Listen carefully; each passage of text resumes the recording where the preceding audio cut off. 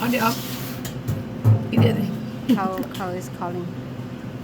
Khao đi về quê khao đi nó. Trời trời. Ví dụ. Ủa.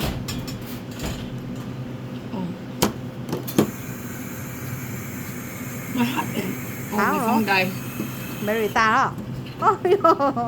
All this work for nothing. Chú đấy Chị đã con đâu rồi? Chú đấy tôi hù lò là hả? Oh, no, Kìa. no. You guys want more of this? Đã con đâu rồi thế? Cô muốn nói nó à?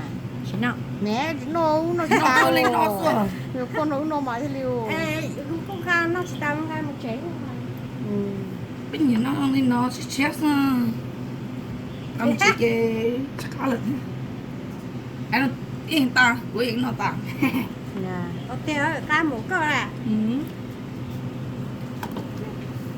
Hiện đang đông chị, ta chỉ học chính nó thế.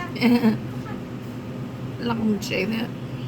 My God, looks so good on my. I know. I like